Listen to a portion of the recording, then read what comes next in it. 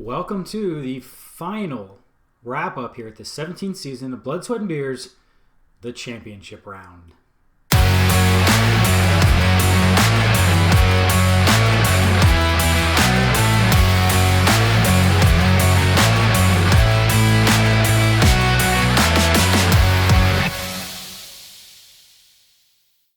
Congratulations, Seth Mike.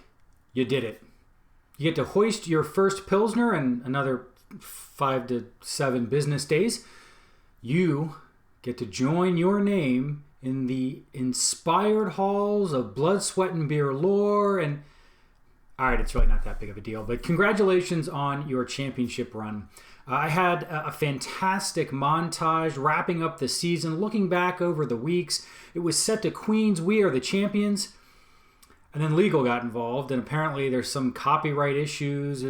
I don't know. And then accounting got involved, and based on budget, there was only so much that we could actually use of all of that. But I was able to, through some intense negotiations, save just a little bit. So take a look. Enjoy as you look back on Seth Mike's championship season. Whew, moving, wasn't it? Well, let's take a look at the numbers. Let's go back and look at the championship game to see how everything went down. When you look at the overall bracket and how we whittled the field down to the final two, we see here nearly 50 points. It wasn't much of a game. It was certainly not some of the close contests we've seen in the past. If you take a look, it didn't look like it was very close to begin with. Just looking at the numbers, as you look over the roster, or if you were to look over the roster, it might look like Drake May ran away with it for him. 40-plus points for May.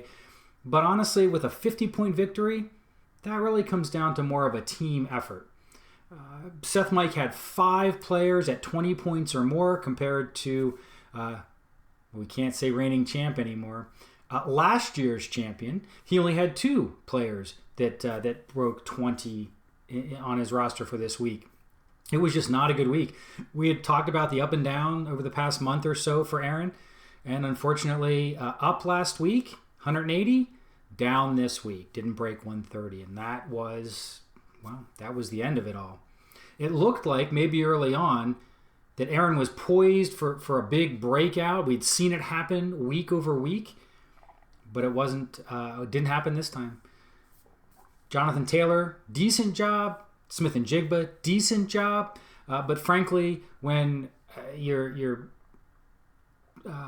defense is when that's your high-scoring team, or high-scoring player on your team, and they didn't have an epic breakout game, it sets you up for in this case, the disappointing loss. So here we go. This is how we see. If you look at what was possible, even a perfect roster would not have given Aaron the win against just a much better team this particular week.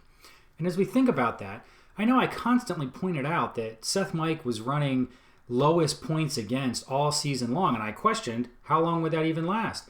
I've had personal experience where it doesn't last very long, or at least it doesn't last once you get into the playoffs. For him, it did.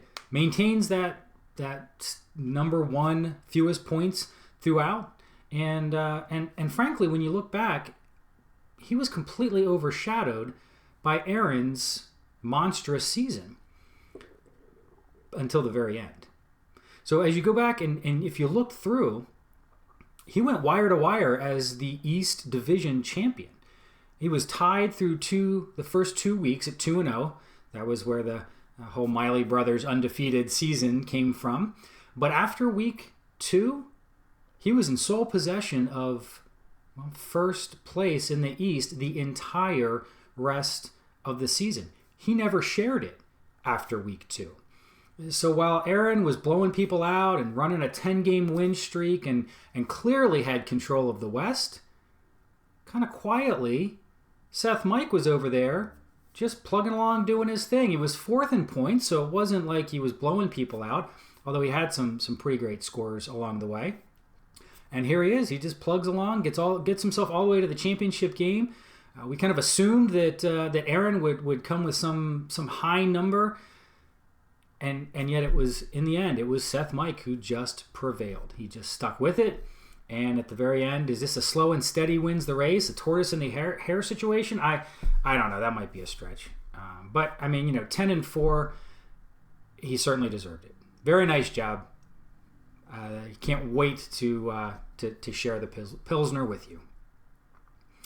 On the flip side, let's take a look at the bracket on the losing side.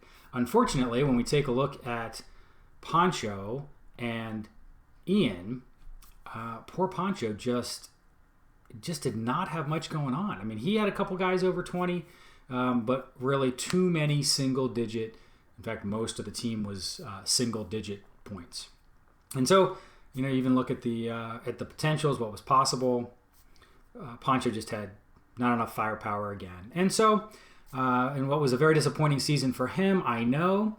Well, we'll see what Seth Mike can do in the way of renaming him, the weekly naming of Poncho's team.